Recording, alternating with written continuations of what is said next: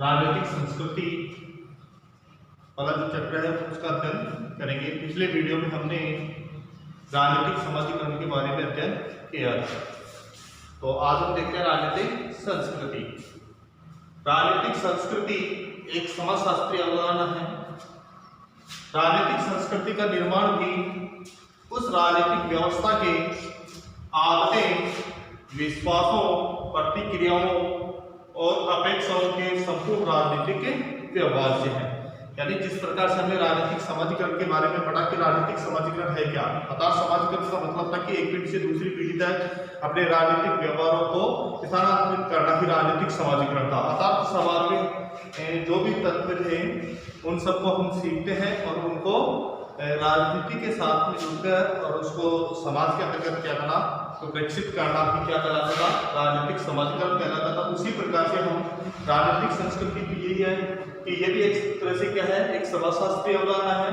और ये राजनीतिक संस्कृति का जो निर्माण है वो किसके लिए हुआ है, राजनीतिक व्यवस्था की जो प्रमुख आदतें हैं उनके लिए तथा इनके प्रति जो राजनीतिक जो व्यवस्था है, इस राजनीतिक व्यवस्था के प्रति हमारी क्या क्या आदतें हैं, उनके प्रति क्या विश्वास है और उनके प्रति क्या क्या प्रतिक्रियाएं उत्पन्न होती हैं और उनसे हम क्या क्या अपेक्षाएं रखते हैं, इन संपूर्ण का जो राजनीतिक व्यवहार में जो अध्ययन किया जाता है वही क्या कहलाती है, राजनीतिक संस्कृति कहलाती है। ठीक है, आगे देखते हैं कि राजनीतिक व्यवहार गतिशील होता है। आपको पता है कि राजनीतिक जो व्यवहार है वो कैसा होता है, गतिशील होता है। इसी प्रकार से हमारी जो राजनीतिक संस्कृति होती है वो भी कैसी होती है, गतिशील होती है। ठीक है, राजनीतिक संस्कृति कैसी होती है, गतिशील। तो अब आगे हम देखते हैं राजनीतिक संस्कृति का अर्थ और इसकी परिभाषाएं हैं।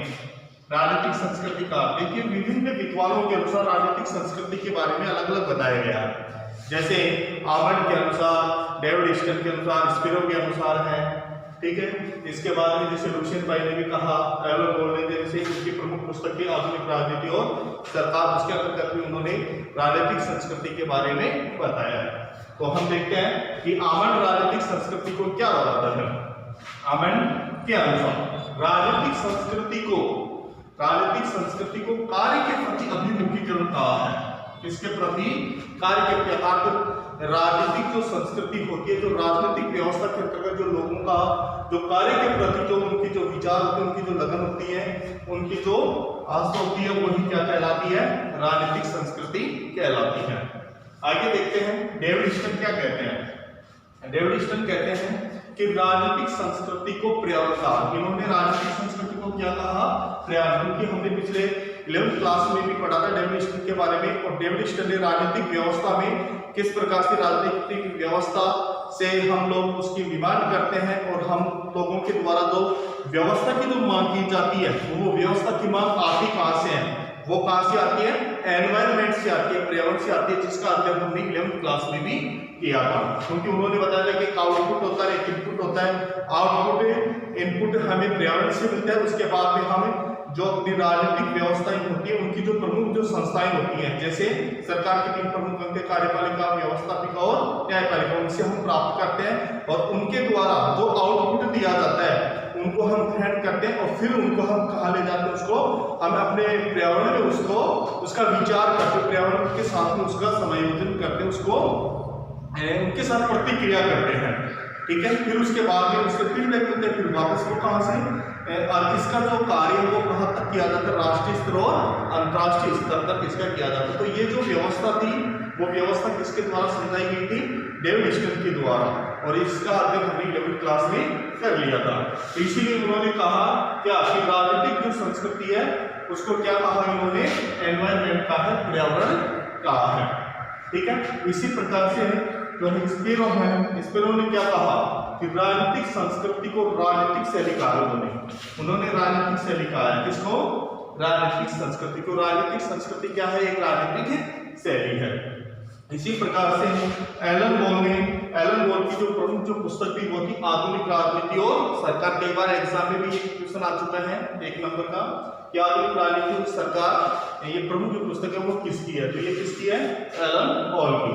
तो इन्होंने भी क्या कहा कि राजनीतिक संस्कृति का जो निर्माण है समाज की उन अभिवर्तियों, यानी राजनीतिक संस्कृति का जो निर्माण है वो कहां से होता है? समाज की उन अभिवर्तियों, उनके विश्वास, यानी समाज की जो भी अभिवर्तियां हैं, उनके जो भी विश्वास हैं, ठीक है, उनके जो भी मूल्य हैं, उन सबके समूह से हुआ है।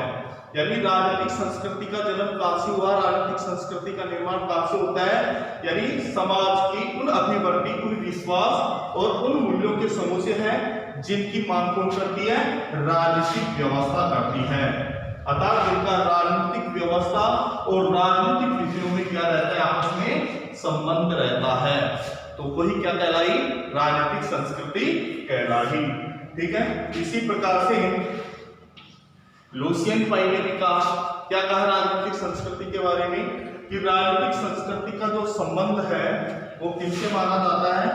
राजनीतिक संस्कृति का संबंध है वही है अभिवर्ती, अर्थात जो भी हमारे अभिविन्यास होते हैं, अभिमुखीकरण होते हैं, जो जिसके प्रति हम राजनीति की व्यवस्था के प्रति जो हमारे विचार होते हैं उनके बारे में बताया उन्होंने। अर्थात अभिवर्ती, उनके अंतर्गत हमारे विश्वास, अर्थात राजनीतिक व्यवस्था के प्रति हमारे समाज के क्या क्या विश्वास है तथा उनके भावनाओं के समूह से है।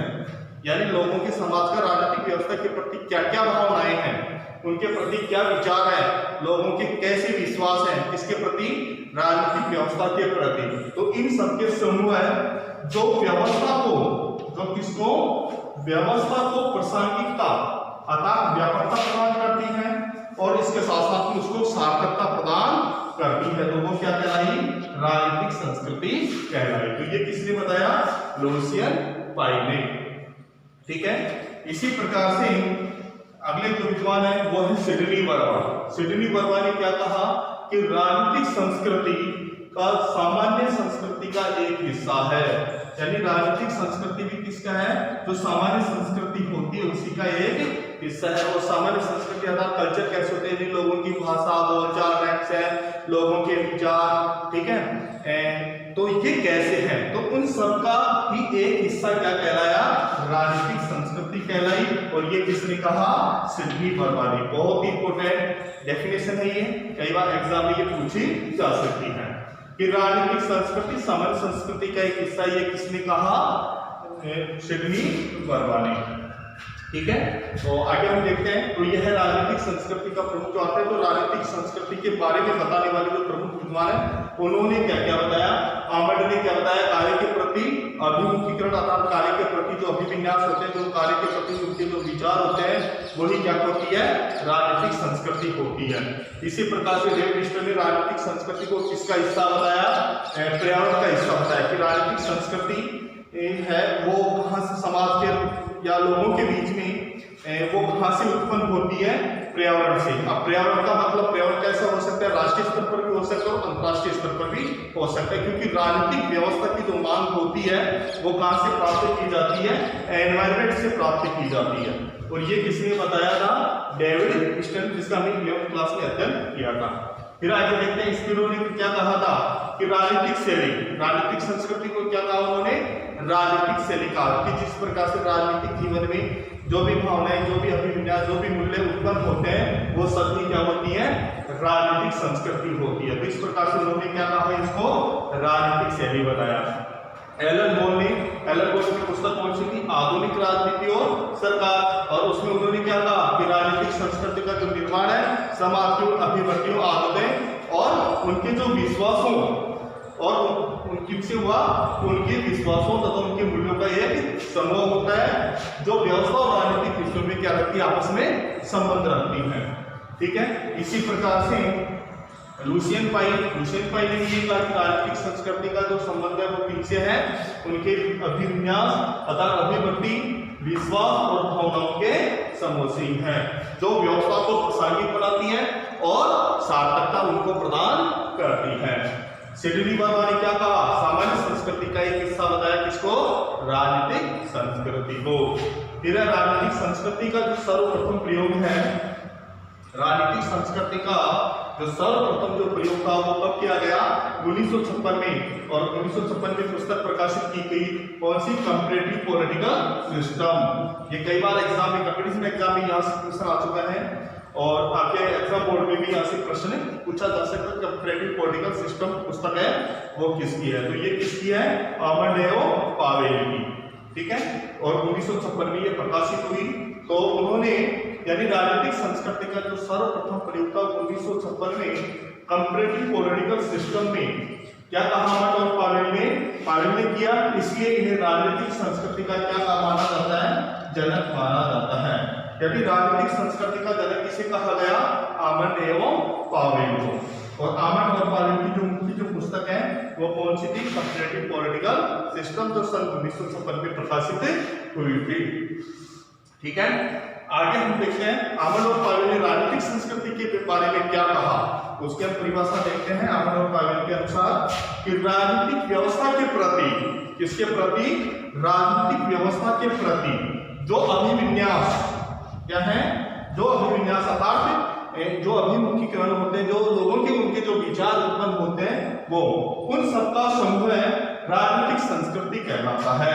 यानी लोगों का या समाज का राजनीतिक व्यवस्था के प्रति जो विचार होते हैं, उनके प्रति जो लोगों की सोच होती है और उनकी जीवन शैली में जो भी अंतर आता है वो सभी क्या कहलाती है, राजनीतिक संस्कृति कहलाती है। और ये किसने कहा, अमंडेओ पावेल ने कहा, ठीक है। अब हम आगे देखते हैं राजनीतिक संस्कृति के प्रमुख घटक अर्थात इसके अभिमुखीकरण कौन कौन से हैं। तो राजनीतिक संस्कृति के 3 प्रमुख अभिमुखीकरण अर्थात घटक बताए गए, और ये किसके द्वारा बताए गए थे, अमंडेओ पावेल के द्वारा बताए गए थे। तो इसके 3 प्रमुख घटक बताए गए, जिसमें पहला है आपका ज्ञानात्मक अभिमुखीकरण, दूसरा है भावात्मक अभिमुखीकरण और तीसरा है मूल्यांकनात्मक अभिमुखीकरण। देखिए नाम से ही पता चल रहा है, ज्ञानात्मक अभिमुखीकरण अर्थात राजनीतिक व्यवस्था के विचार, कि राजनीतिक व्यवस्था के विचार कैसे हैं, अर्थात राजनीतिक व्यवस्था की जो विचार वो समाज के प्रति है या समाज के लिए है या फिर एनवायरमेंट के लिए है, तो ये सब क्या है, और इन सब का जो अध्ययन किसके द्वारा किया जाता है, समाज के द्वारा किया जाता है। तो इसका मतलब यह हो कि राजनीतिक व्यवस्था के जो विचार हैं उन विचारों का अध्ययन किसके द्वारा किया जाता है, समाज के लोगों के द्वारा। तो ये क्या कहलाता है, ज्ञानात्मक, जो संपूर्ण जो समाज है वो राजनीतिक व्यवस्था के जो विचार होते हैं उनको क्या किया जाता है, ग्रहण करता है, अपने जीवन शैली में उनको उतारता है और उनके अकॉर्डिंग क्या करता है, कार्य करता है। तो वही क्या कहलाती है, उसकी राजनीतिक संस्कृति कहलाती है। फिर आगे देखते हैं हम भावात्मक अभिमुखीकरण। भावात्मक अभिमुखीकरण अर्थात तो भावनाएं उत्पन्न होना। अब भावनाएं किसकी उत्पन्न होंगी, राजनीतिक व्यवस्था की भावना किसके प्रति होती है और उसको किस प्रकार से ग्रहण किया जाता है और समाज उसको किस प्रकार से एक्सेप्ट करके उसको लागू करता है। तो देखिए भावात्मक अभिमुखीकरण में क्या है कि राजनीतिक व्यवस्था के प्रति विचार, कि समाज का राजनीतिक व्यवस्था के प्रति कैसा विचार है, यानी लोग राजनीतिक व्यवस्था के बारे में क्या सोचते हैं, कैसे सोचते हैं, और जो उनके द्वारा, जो उनकी भावनाओं के द्वारा जो कार्य किया जाता है उनके बारे में जो सोचा जाता है वही क्या कहलाती है, भावात्मक अभिमुखीकरण कहलाती है। इसके बाद में है मूल्यांकनात्मक अर्थात इवैल्यूएशन करना, उसका मूल्यांकन करना। अब मूल्यांकन किसका किया जाएगा, राजनीतिक व्यवस्था का। और राजनीतिक व्यवस्था का जो मूल्यांकन किया जाता है, जिसको अपने जीवन शैली में, जिसको अपने जीवन शैली में उसको उतारा जाता है, तो उसके अकॉर्डिंग समाज क्या करता है या व्यक्ति क्या करता है, उसके अकॉर्डिंग राजनीतिक व्यवस्था के अकॉर्डिंग जो कार्य करता है वो इसका मतलब क्या हुआ, मूल्यांकनात्मक अभिमुखीकरण हुआ, ठीक है। तो ये सभी किस किस वो है घटक है, ये राजनीतिक संस्कृति के कौन कौन से, ज्ञानात्मक अभिमुखीकरण अर्थात राजनीतिक व्यवस्था के क्या विचार है, के विचार, राजनीतिक व्यवस्था के विचार कैसे हैं और समाज उसको किस प्रकार से एक्सेप्ट करता है। फिर भावात्मक अभिमुखीकरण, देखो नाम से पता चला भावनाएं अर्थात राजनीतिक व्यवस्था के प्रति विचार, यानी लोगों की राजनीतिक व्यवस्था के प्रति कैसी भावनाएं, इसके कैसे विचार हैं, तो वो आती है कौन सा, भावात्मक अभिमुखीकरण। फिर है मूल्यांकनात्मक अभिमुखीकरण अर्थात राजनीतिक व्यवस्था का जीवन में कितना महत्व है, राजनीतिक व्यवस्था का जीवन में कितना महत्व है, ये क्या कहलाती है, मूल्यांकनात्मक अभिमुखीकरण कहलाती है। ठीक है, तो ये है हमारा हमने पढ़ा राजनीतिक संस्कृति का हिस्टोरिकल बैकग्राउंड, फिर उसके बाद में देखा हमने राजनीतिक संस्कृति का तो और उसकी परिभाषा विभिन्न विद्वानों के अनुसार। अब राजनीतिक संस्कृति के प्रमुख घटक हमने देख लिए। अब हम पढ़ेंगे राजनीतिक संस्कृति के प्रमुख निर्धारक तत्व कि राजनीतिक संस्कृति के प्रमुख निर्धारक तत्व कौन कौन से हैं। तो देखिए हमारे सिलेबस में राजनीतिक संस्कृति के 5 प्रमुख निर्धारक तत्व बता रखे हैं।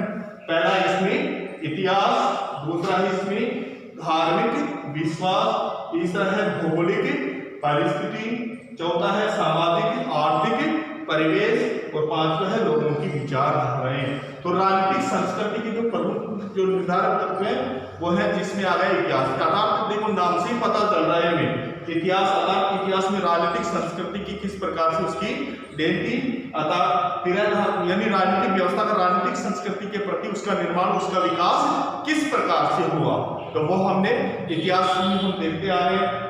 फिर हम धार्मिक विश्वास पढ़ेंगे कि धार्मिक विश्वास का यानी राजनीतिक संस्कृति में अर्थात तो धर्म का राजनीतिक संस्कृति में कितना महत्व रहा। फिर भौगोलिक परिस्थितियां कि राजनीतिक संस्कृति में भौगोलिक जो परिस्थिति है वो किस प्रकार से उत्पन्न होती है, यानी लोगों की कैसे कैसे संसाधन उत्पन्न होते हैं और किस प्रकार से लोग उनका उपभोग करते हैं, तो वो हम किसमें देखेंगे भौगोलिक परिस्थिति में। फिर है सामाजिक आर्थिक परिवेश, अर्थात तो लोगों का सामाजिक आर्थिक परिवेश कैसा है और लोगों की विचारधाराएं कैसे। तो हम पढ़ते हैं राजनीतिक संस्कृति के प्रमुख निर्धारक तत्व। इसके अंतर्गत हम पहला पढ़ेंगे इतिहास कि किसी भी व्यवस्था की राजनीतिक संस्कृति का निर्माण और उसका विकास उस देश की ऐतिहासिक परंपराओं और प्रचलित मूल्यांकनात्मक प्रवृत्तियों द्वारा होता है। यानी किसी भी देश की जो ऐतिहासिक जो भी परंपराएं होती हैं, जैसे कोई भी राष्ट्र है उसका इतिहास में ऐसी कौन कौन सी परंपराएं होती है, उस परंपरा के अकॉर्डिंग समाज उन परंपराओं को किस प्रकार से अपने राजनीतिक व्यवस्था के साथ में उसको अपने जीवन में उतारता है। जैसे उदाहरण के लिए हम पढ़ते हैं जैसे भारत की राजनीतिक संस्कृति, किसकी भारत की राजनीतिक संस्कृति कैसी है, संवैधानिक है, शांतिवादी है और लोकतांत्रिक है। यानी भारत की जो राजनीतिक संस्कृति है वो कैसी है, संवैधानिक, अर्थात संविधान के द्वारा प्रदान की गई है। अब इतिहास में अर्थात तो पहले भी इसको जो हमारे जो पूर्वज थे वो समाज के द्वारा जो भी कानून बनाए गए हैं उन कानूनों का उसी प्रकार से उन्होंने पालन किया। आज भी हम उन कानूनों का उसी प्रकार से क्या करते हैं, पालन करते हैं। और हमारी जो व्यवस्था है वो कैसी है, लोकतांत्रिक व्यवस्था है, तो पहले से चली आ रही है, इसलिए लोकतांत्रिक व्यवस्था। तो ये हम कह सकते हैं कि हमारी राजनीतिक संस्कृति का जो प्रमुख जो निर्धारक तत्व है वो इतिहास में कैसा रहा, संवैधानिक और लोकतांत्रिक रहा। ठीक है, अगला है हमारा धार्मिक विश्वास। धार्मिक विश्वास अर्थात धर्म भी राजनीतिक संस्कृति में अपनी महत्वपूर्ण भूमिका निभाते हैं। जैसे आपने देखा होगा कि धर्म का शुरू से ही यानी प्राचीन काल से ही हमारे भारत में इसका क्या रहा, बोलबाला रहा है। तो भारत में धर्म का शुरू से ही क्या रहा, बोलबाला। तो इसलिए धार्मिक विश्वास भी हमें किसमें अपनी सहायता प्रदान करता है, राजनीतिक संस्कृति में। फिर है आगे भौगोलिक परिस्थिति कि हमारी राजनीतिक संस्कृति के अंतर्गत देश की भौगोलिक परिस्थिति है वो कैसी है। तो देखिए देश की जो भौगोलिक जो स्थिति होती है उसकी जो उपलब्धता, उनके संसाधनों, उनकी जनसंख्या की प्रवृत्ति और उस देश की राजनीतिक संस्कृति के निर्माण में महत्वपूर्ण भूमिका निभाती है। जैसे हम बात करें कि भारत की जो राजनीतिक संस्कृति है वो यूरोपीय देशों से क्या होती है, भिन्न होती है। क्योंकि हमको पता है कि हमारे जो देश की जो राजनीतिक जो संस्कृति होती है अर्थात हमारे यहाँ की जो भौगोलिक परिस्थिति का मतलब कि हमारे यहाँ का खान पान, हमारे यहाँ का रहन सहन, हमारे यहाँ की जो रीति रिवाज, ठीक है ना, वो सब क्या है, भिन्न है। और आपकी तुलना करें अगर यूरोपीय देशों से, तो यूरोपीय देशों जैसे हम क्लाइमेट की भी बात करें तो हमारे यहाँ का क्लाइमेट और वहाँ का क्लाइमेट में भी क्या पाया जाता है, काफी अंतर पाया जाता है। तो हमारी संस्कृति और यूरोपीय देशों की संस्कृति में काफी अंतर पाया जाता है। जैसे हम अपने पड़ोसी देश की संस्कृति की अगर बात करें, अगर हमारे भारत की भी अगर हम बात करें तो भारत में भी हमारे विभिन्न प्रकार प्रकार की संस्कृति पाई जाती है। जैसे उत्तरी क्षेत्र की संस्कृति हमारी अलग है, क्योंकि वहाँ का रहन सहन खान पान यानी ठंडे मौसम के अनुकूल होता है। जैसे हम दक्षिण भारत की बात करें तो दक्षिण भारत में हमारे यहाँ गर्मी ज्यादा पड़ती है, तो वहाँ का रहन सहन खान पान और वेशभूषा की अलग होती है। तो भौगोलिक परिस्थिति भी है, वो भी राजनीतिक संस्कृति की महत्वपूर्ण निर्धारक तत्व रहा है। फिर आगे देखते हैं सामाजिक आर्थिक परिवेश। सामाजिक आर्थिक परिवेश का मतलब है कि देश का सामाजिक आर्थिक जो जीवन है उसकी विभिन्नता, औद्योगिकरण, रूढ़िवादिता इत्यादि से भी राजनीतिक संस्कृति की प्रकृति क्या होती है, निर्धारित होती है। जैसे आर्थिक रूप से हम कहें कि विकासशील देशों में राजनीतिक संस्कृति, विकासशील देशों में जो राजनीतिक संस्कृति होती है वो विकसित देशों जैसी नहीं हो सकती, क्योंकि वहां जीवन शैली क्या होती है, भिन्न होती है। यानी विकासशील देशों की संस्कृति और विकसित देशों की संस्कृति की अगर हम बात करें तो विकसित देशों की जैसी संस्कृति विकासशील देशों में नहीं पाई जा सकती, क्योंकि उनका जो सामाजिक आर्थिक जो परिवेश है वो क्या है, बिल्कुल भिन्न है। ठीक है, इसके बाद में हम देखते हैं प्रमुख विचारधाराएं, अर्थात विचारधाराओं का प्रभाव भी हमारे राजनीतिक संस्कृति के निर्माण में निर्णायक रहा है। ठीक है।